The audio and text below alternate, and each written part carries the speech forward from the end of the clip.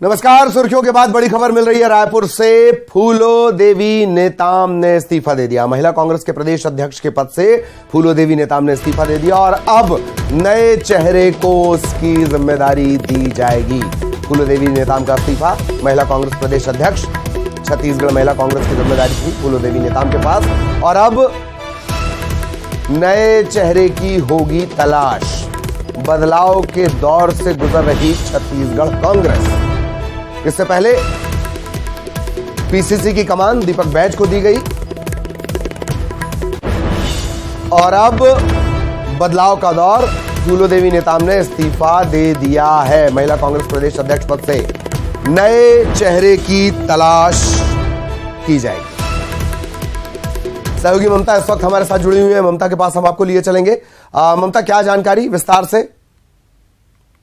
चिट्ठी भी हमें दिखा दी। फूलो देवी नेताम जो है उन्होंने इस्तीफा दे दिया है और अब जो है जो महिला कांग्रेस की जो कमान है वो किसी नए चेहरे को सौंपी जाएगी और राज्यसभा सांसद भी है फूलो देवी नेताम और जाहिर तौर पर कांग्रेस पार्टी जो है वो विधानसभा चुनाव को लेकर अगर हम बात करें तो लगातार संगठन के स्तर पर इस तरह की स्ट्रेटेजी बनाई जा रही है कि पूरा दारोमदार जो है कोई संभाल सके, क्योंकि वो राज्यसभा सांसद भी हैं और फिर महिला कांग्रेस के अध्यक्ष भी थे और उनका कार्यकाल पूरा हो गया है। बेसिकली तो ये है कि उनका कार्यकाल पूरा हो गया है। अब उस कार्यकाल को बढ़ाया जाएगा, नहीं बढ़ाया जाएगा। हालांकि अभी ये कहा जा रहा है कि नए चेहरे को जिम्मेदारी दी जाएगी ताकि विधानसभा चुनाव में जो है वो 100% वो समय जो है वो दे सके। यही वजह है। तो इस इस्तीफे को हालांकि एक रूटीन इस्तीफे के तौर पे देखा जा रहा है क्योंकि उनका कार्यकाल पूरा हो चुका था और ऐसे में जो है उसको लेकर ये नहीं कहा जा रहा है कि इस्तीफा जो है उस तरह से मांगा गया है, क्योंकि एक प्रोटोकॉल कह सकते हैं कि कायदा ही इस तरह का होता है कि अगर आपका कार्यकाल पूरा हो गया है तो पहले तो आपको इस्तीफा देना पड़ेगा। उसके बाद पार्टी डिसाइड करती है कि आपका जो कार्यकाल जो है वो आगे बढ़ाया जाएगा, नहीं बढ़ाया, दोबारा आपको जिम्मेदारी दी जाएगी, नहीं दी जाएगी, या फिर किसी नए चेहरे को इसकी जिम्मेदारी देगी। लेकिन पीसीसी अध्यक्ष मोहन मरकाम के इस्तीफे के बाद जरूर है कि उनका इस्तीफा आया है तो एक कह सकते हैं कि ये एक मैसेज तो गया ही है इस्तीफों वाला। हालांकि अब देखना ये है कि पार्टी जो है उसकी आगे की स्ट्रेटेजी किस तरह से होती है। हालांकि फूलो नेताम से भी हमने बात करने की कोशिश की, लगातार उनका फोन जो है वो एंगेज आ रहा है। जी, ये कुछ ममता वैसा नजर आता है कि बदलाव जो है ये अभी ऐसा लंबे समय तक चलेगा, सारे घर के बदल डालूंगा, इस तर्ज पर ये बदलाव नजर आते हैं। तकरीबन 7 साल से इनके पास ये जिम्मेदारी थी, तकरीबन 7 साल, और उसके बाद अचानक से ये बदलाव। तो ये बदलाव अचानक से हो रहे हैं या तय है, या जो बदले जाने वाले हैं उन्हें भी पता है ममता इस बारे में?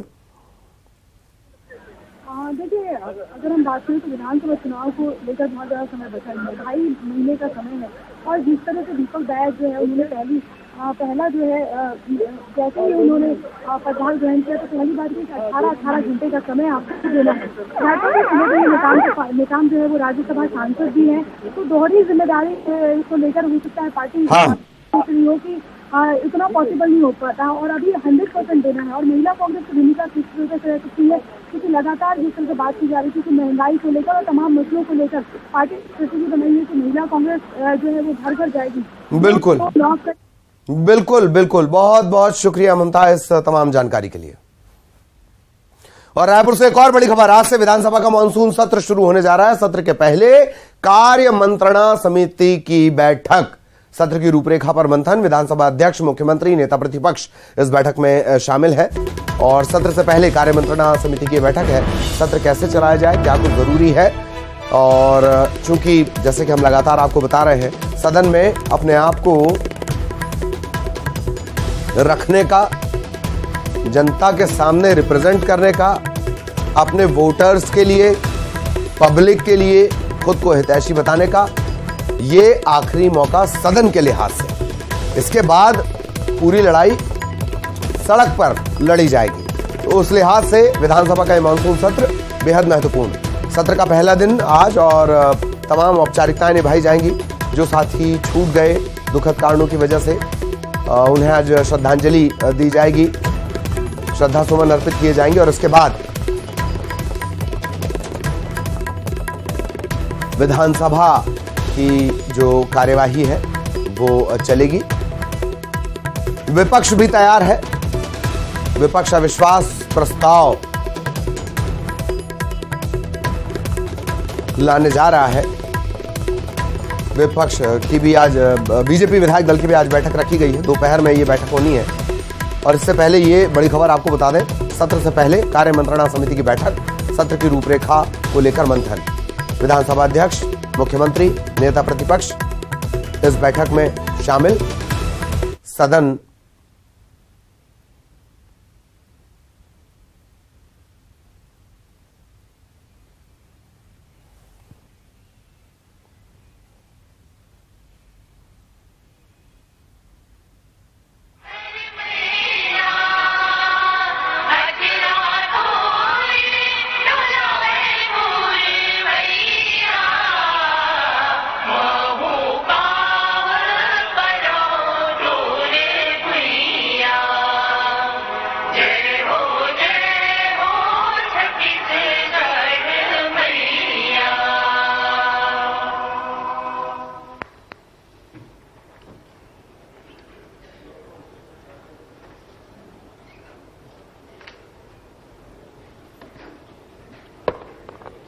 मुझे सदन को सूचित करते हुए अत्यंत दुख हो रहा है कि छत्तीसगढ़ की पंचम विधानसभा के सदस्य विद्यारतन भसीन का दिनांक 23 जून 2023 तथा अविभाजित मध्य प्रदेश शासन के पूर्व मंत्री श्री भानु प्रताप सिंह का निधन 14 जून 2023 को हो गया।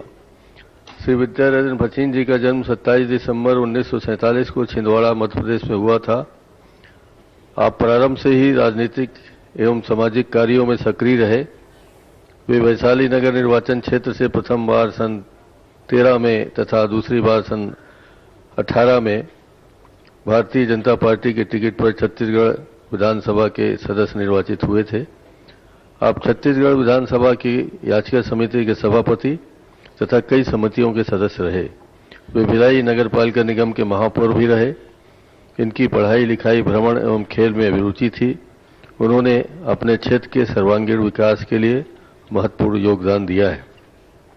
उनके निधन से प्रदेश ने एक वरिष्ठ राजनेता तथा समाजसेवी को खो दिया है।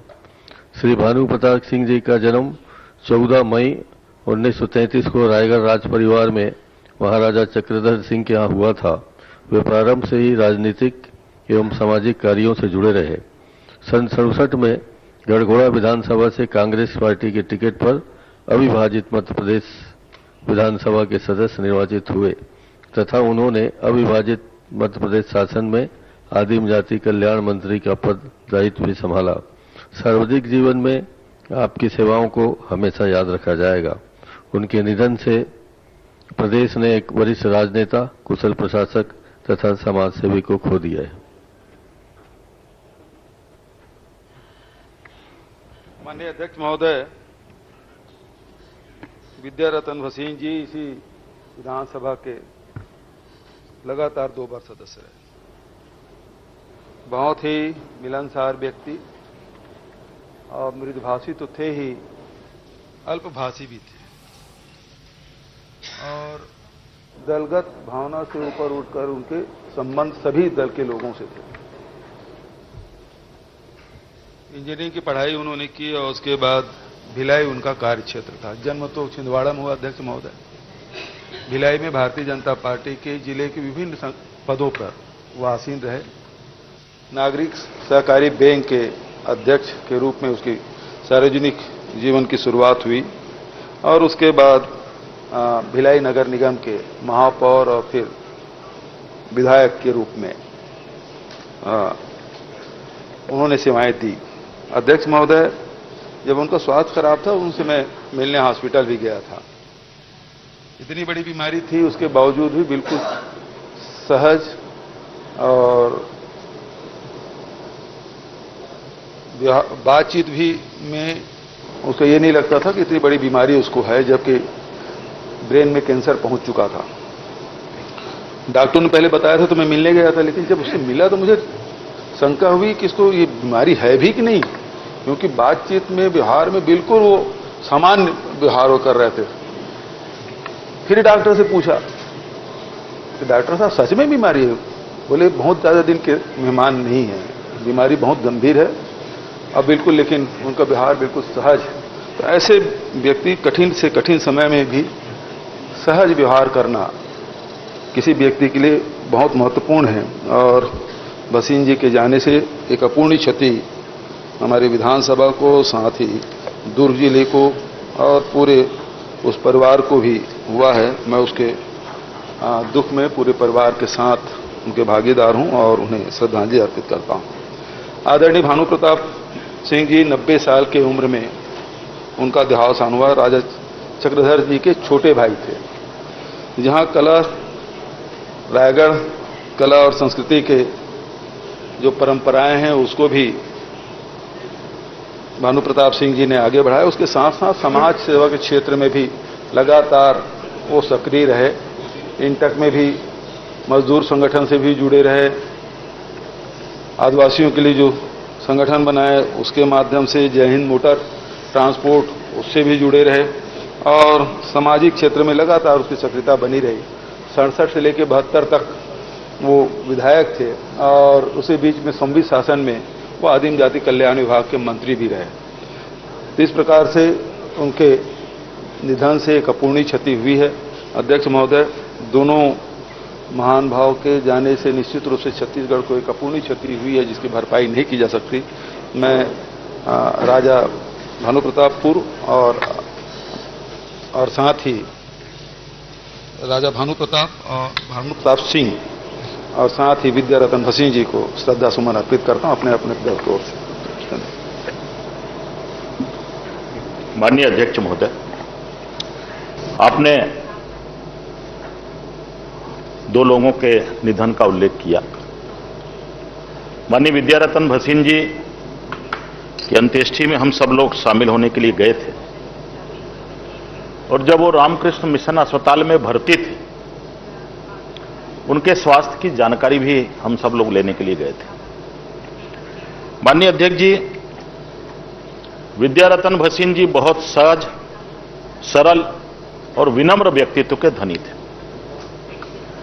महापौर के रूप में या 2 बार छत्तीसगढ़ की विधानसभा के सदस्य के रूप में उन्होंने आम जनता की सेवा की। वो भारतीय जनता पार्टी के बहुत निष्ठावान कार्यकर्ता थे, सक्रिय कार्यकर्ता थे और जब भी उनसे हम लोग मिलने गए उन्होंने अपनी पीड़ा को हम लोगों के सामने में व्यक्त नहीं किया। सहजता से मिलते थे, हंस के मिलते थे। उनके परिवार के लोग भी जब हम लोग मिलने गए वहां पर उपस्थित थे और इतनी बड़ी बीमारी को वो छिपा करके रखे। व्यक्ति कितने दिन जिया ये महत्वपूर्ण नहीं है अध्यक्ष जी, व्यक्ति ने अपने जीवन काल में कैसे जिया और समाज को क्या दिया। एक जन सेवक के रूप में उन्होंने समाज के लिए क्या किया, यह महत्वपूर्ण है। माननीय अध्यक्ष महोदय, भानु प्रताप जी रायगढ़ राजघराने के थे। रायगढ़ का राजघराना पूरे छत्तीसगढ़ प्रदेश में और पूरे देश में संगीत के लिए जाना जाता था। राजा चक्रधर सिंह उस परिवार के मुखिया थे और भानु प्रताप जी मध्य प्रदेश में विधायक रहे, वहां मंत्री रहे। उनके बारे में जितनी हमको जानकारी है, समाज के अंतिम छोर के व्यक्ति के लिए उन्होंने हर समय लड़ाई लड़ी। आपने दोनों महानुभावों के निधन का उल्लेख किया। आपकी भावनाओं से हम अपनी भावनाओं को समाहित करते हैं। सम्मानीय विद्या रतन भसीन जी को, भानु प्रताप जी को हम अपने ओर से, अपने दल की ओर से तो लगातार इस कार्यवाही पर नजर बनी हुई है, लेकिन इसके साथ साथ एक प्रदर्शन की बात करेंगे। रायपुर से बड़ी खबर आपको बता दें, विधानसभा के सामने SC/ST वर्ग के युवाओं ने नग्न प्रदर्शन किया, बिना कपड़े के प्रदर्शन किया। SC/ST वर्ग के ये युवा हैं, फर्जी जाति मामले में कार्रवाई की मांग को लेकर ये पूरा प्रदर्शन किया जा रहा है। इनका प्रदर्शन अपनी जगह, तस्वीरें साफ करके नहीं दिखाई जा सकती। बिना कपड़ों वाला ये प्रदर्शन न्यूज़ 18 मध्य प्रदेश छत्तीसगढ़ पर इस प्रदर्शन की तस्वीरें हम आपको दिखा रहे हैं। साफ करके तस्वीरें नहीं दिखाई जा सकती। फर्जी जाति मामले में कार्रवाई की मांग को लेकर यह पूरा प्रदर्शन हो रहा है। छत्तीसगढ़ में इससे पहले भी अनेक तरह के प्रदर्शन हुए, लगातार प्रदर्शन का सिलसिला चल रहा है, पर इस तरह का प्रदर्शन ये आक्रोश को भी दर्शाता है। सहयोगी ममता इस वक्त हमारे साथ जुड़ी हुई हैं। ममता, वजह बताएं इस प्रदर्शन की, एक बात। दूसरी बात देखिए जी बोलिए। देखिए SC/ST वर्ग के स्टूडेंट हैं और इनका कहना है, और युवा हैं, उनका कहना है कि प्रदेश भर में जो है कई जगह पे फर्जी सर्टिफिकेट के आधार पर नौकरी की जा रही है, और यही वजह है कि जो SC/ST जो वर्ग के जो युवा हैं उनका हक मारा जा रहा है। और कई तरह की जांच भी, जो लोग इस तरह से फर्जी नौकरी कर रहे हैं वो सामने, उनके मामले भी सामने आ चुके हैं, और उसको लेकर वो लगातार मांग कर रहे थे कि उन पर कार्रवाई की जाए और उनको बाहर नौकरी से बर्खास्त किया जाए, उसके बदले में जो वाकई इस वर्ग के हैं उनको नौकरी दी जाए। लेकिन इसको लेकर अभी तक ये कुछ किया नहीं गया, कार्रवाई नहीं की गई, और इससे यही आक्रोश को दिखा रहे हैं, क्योंकि लगातार अलग अलग तरह से उनका कहना है कि हम प्रोटेस्ट कर चुके थे, लेकिन जब इस प्रोटेस्ट का पे ध्यान आकर्षित नहीं हुआ तो इस तरह का जो है प्रदर्शन करने का हमने निर्णय लिया है। और पहले से उन्होंने प्रेस रिलीज जारी कर दी थी, लेकिन सवाल इस बात को लेकर भी है, क्योंकि जो प्रोटेस्ट हो रहा था मुख्यमंत्री भूपेश बघेल का काफिला भी गुजरा, विधानसभा जो मंत्री उनका भी काफिला गुजरा, तो सवाल इस बात को लेकर भी है कि पहले से इस बात की सूचना थी, और ऐसे में जो है वो अलर्ट जो है वो प्रशासन क्यों नहीं था। जी, अलर्ट क्यों नहीं था प्रशासन, ये भी एक बड़ा सवाल। हालांकि ममता, इस तरह के प्रदर्शन आप जैसे कह रही हैं, परमिशन मांगकर ये प्रदर्शन किया गया है, उसके बावजूद परमिशन देना, राजधानी रायपुर में परमिशन देना, ये थोड़ा समझ से परे है। कार्रवाई क्यों नहीं हो रही, ये जरूर इस पर अपना विरोध जताया जा सकता है। देखिए, इस प्रदर्शन को लेकर नहीं कहा जा सकता है, और उन्होंने प्रेस जारी की, हम प्रोटेस्ट करेंगे, और उसकी सूचना भी उन्होंने दी थी। और विधानसभा के लोग युवा जो है करीब पहले से गए थे, लेकिन इसकी जानकारी प्राथमिक सूचना जो लोग यहाँ पर ड्यूटी पे थे उनको भी मिल गई थी, लेकिन वो ये नहीं समझ पाए थे, और इस जो उनका जो अल्टीमेटम है बहुत हल्के से ले लिया गया, क्योंकि छत्तीसगढ़ में आज तक इस तरह का कोई प्रदर्शन नहीं किया गया है। पूरी तरह से निर्वस्त्र होकर जो है वो युवा प्रदर्शन करेंगे, और गाड़ियों के पीछे सामने जाकर वो खड़े हो गए थे। तो कहीं ना कहीं एक तरह से कह सकते हैं कि इसको जिस तरह की गंभीरता से लेना था वो गंभीरता भी नहीं, उनसे बात की जानी थी, वो बातचीत भी नहीं की गई, और जाहिर है उन्होंने प्रेस रिलीज जारी की थी, मीडिया को भी इन्फॉर्म किया था, और जाहिर तौर पर इस तरह की प्रेस जो अपना लोकल इंटेलिजेंस सिस्टम है उसका भी एक तरह से कह सकते हैं कि फेलियर है, तो उन्होंने उसको बहुत सीरियसली नहीं लिया। आक्रोश तो आपको पे दिखाई दे रहा है आक्रोश, और ये अभी लंबे समय बात को लेकर को रहा है कि बाहर से लोग आते हैं, फर्जी बनाकर जो है नौकरी कर रहे हैं, और खासतौर पे अगर हम बात करें SC/ST वर्ग के जो लोग हैं उनका खासतौर पे जो है वो कंप्लेन है, उनका कहना है कि अगर जो वाकई जो ट्राइबल जो भीतर रहते हैं उनको अपना सर्टिफिकेट देने के लिए कि वाकई वो ट्राइबल्स हैं, वाकई वो 50 साल से रह रहे हैं, उनके पसीने छूट जाते हैं, लेकिन अप्रोच के बल पे आनंद फानंद में जो लोग बाहर से आते हैं वो किस तरह से सर्टिफिकेट बना के नौकरी कर रहे हैं, लंबे समय से कई बड़े बड़े पदों पर है, तो इस पर क्यों नहीं कार्रवाई होनी चाहिए। मंत्रालय अगर हम बात करें तो ऐसा नहीं है कि ये सूची जो है फर्जी सर्टिफिकेट पर नौकरी करने को स्थानीयता का मुद्दा भी है, कि यही SC/ST वर्ग की बात है, स्थानीयता का मुद्दा है कि छत्तीसगढ़ से बाहर होने के बाद भी यहाँ का निवास प्रमाण पत्र बनाकर नौकरी जो है हटाई गई है, और उसके आधार पर बड़े बड़े पदों पर भी पहुंच गए। खासतौर पे छत्तीसगढ़ और मध्य प्रदेश का जब बंटवारा हुआ था, यानी कि 2 अलग अलग राज्य थे, तो उस समय के मामले भी सबसे हैं, और उस समय तो ये भी हुआ था कि कुछ लोग प्यून के पद पे थे और वो आज बड़े अधिकारियों के पद पे, और इसकी जानकारी सभी को है, क्योंकि बिल्कुल चलिए बहुत बहुत धन्यवाद ममता इस तमाम जानकारी के लिए। इसी के साथ इस बुलेटिन में इतना ही। खबरें जारी।